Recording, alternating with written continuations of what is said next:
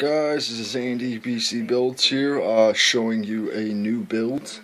It is a Unimax star frame, another one. Actually a whole Unimax machine. I just changed out a few parts on it, the spring and the armature bar and the coil wraps. Get a closer up view. You can see I painted the entire frame. The top half of the frame right here is purple, and then the bottom half is a light baby blue, just using some old paint I had. And then I'll turn it around. The armature bar here is actually painted orange. And these are Unimax coils, which are pretty decent, and just like the other old Unimax machine I had, I just rewrapped them in the zebra cloth print shit. I just kind of felt it went with the colors. This one, I drilled out the contact post too. Bigger contact screw. These are the nickel plated posts. All the hardware on this is pretty much original. Everything's original on this besides the contact screw, armature bar, and springs. I don't like the ones they come with, so I milled out another armature bar just like the other Unimax machine. It's pretty much the same design with the holes in it, maybe a little different pattern. And you can see the holes are drilled right under the spring. There's about 5 holes. This isn't a super fast running machine, and it's not super hard hitting. This is more of a softer machine I would use with smaller needles, well, up to about a 7. I'll run it for you guys real quick.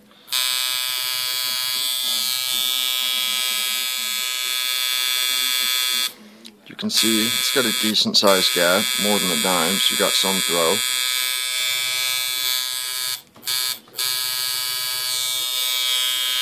No sparking, no issues.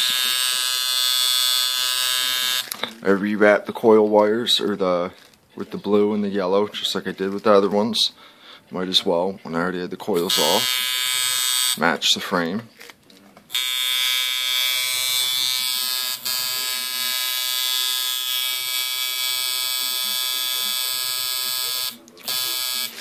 Altogether, this machine was about 60 bucks.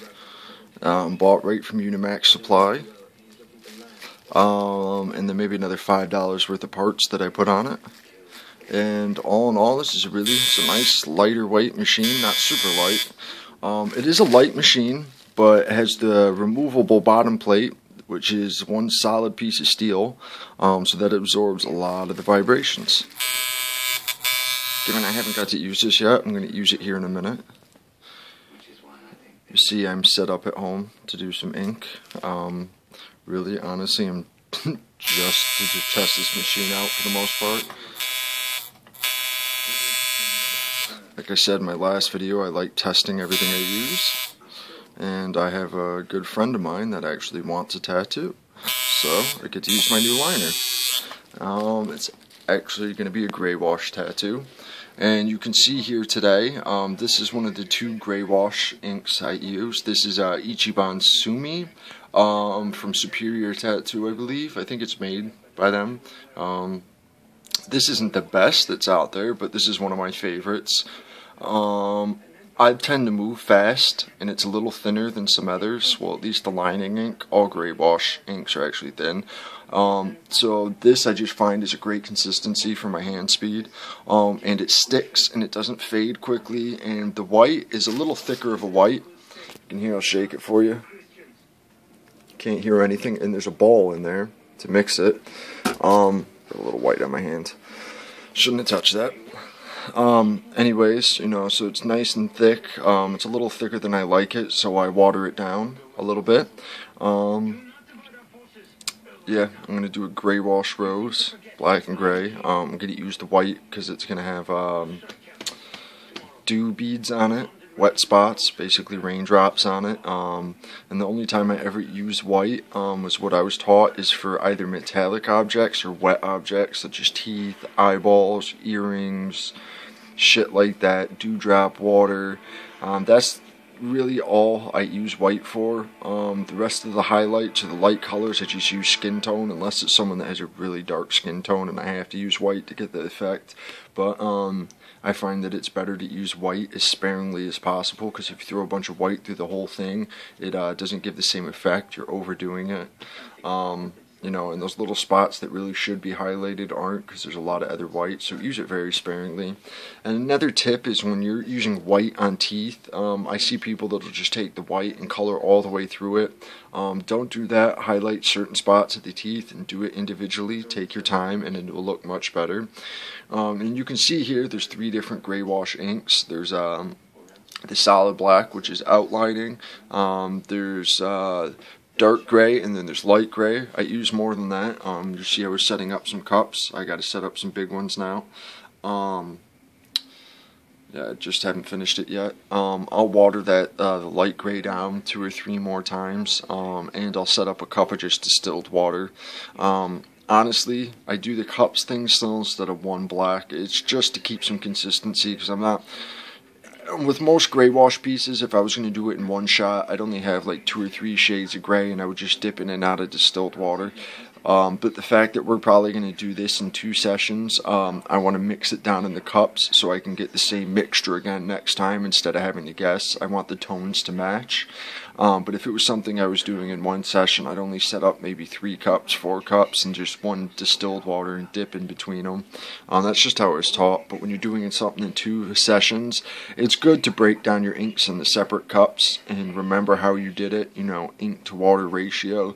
So when you're going back to finish it the second time, you'll be able to create the right shades of gray and match them correctly and not really have to guess and overwork other areas to match the tones again. That's another tip. Here, the tips and tubes I use, let me put my machine up. The bottom of this is bagged.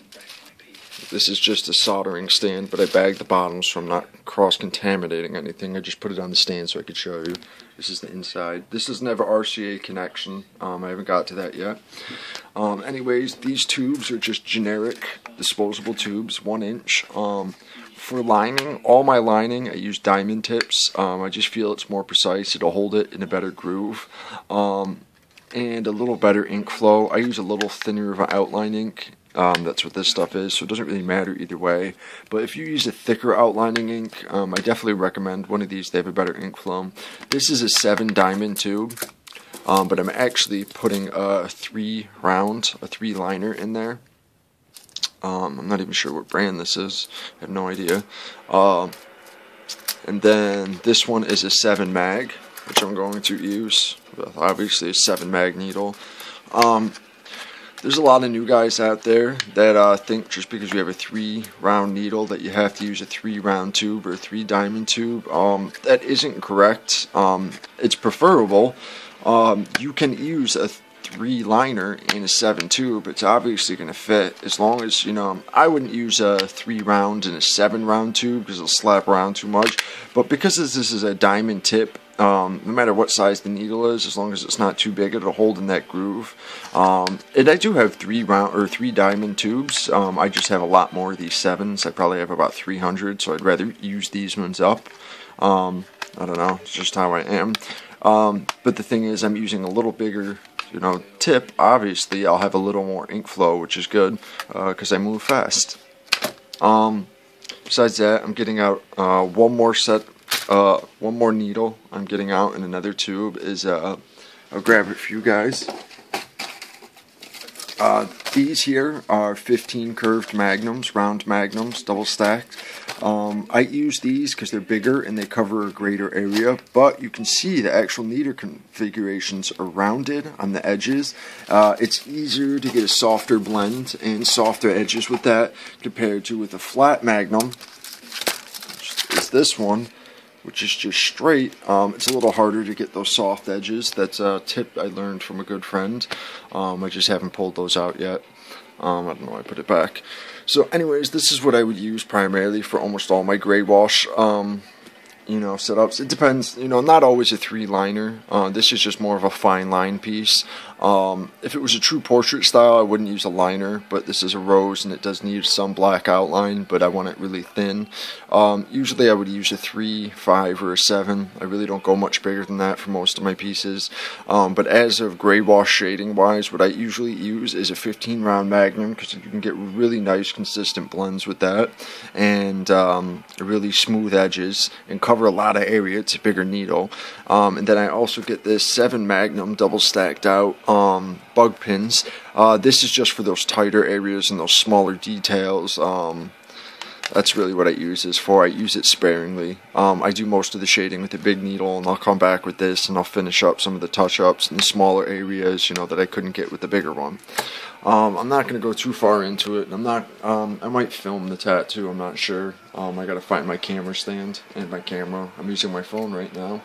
I will load a picture up for you guys. I really don't want to teach people how to tattoo. I'm here to give you guys tips. I don't feel someone should actually learn anything about tattooing on the internet. I can give you tips how to set up your machines and how to break down your gray washes.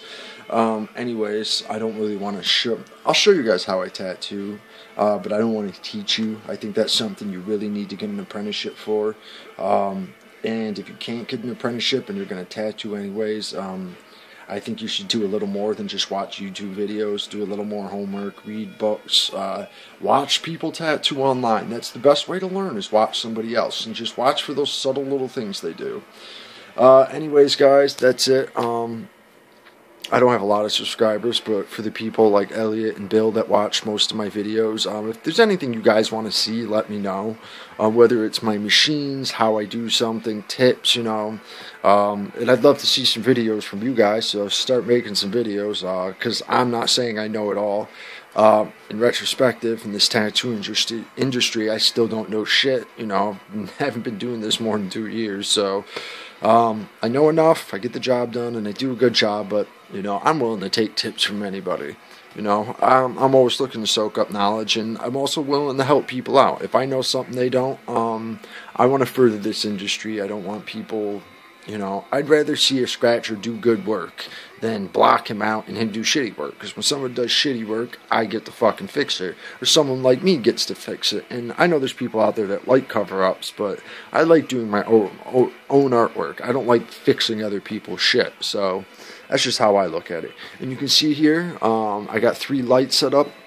Because obviously this isn't the shop. I don't have optimal lighting, but I have 3 big lights. These are, I can change the lighting on these, you know, it's like 3 cricks. I can go, you know, brighter, you know, I don't have them super bright right now because it gives you a lot of glare, but then I have the LED bulb that I put right on, and then I have my headlamp.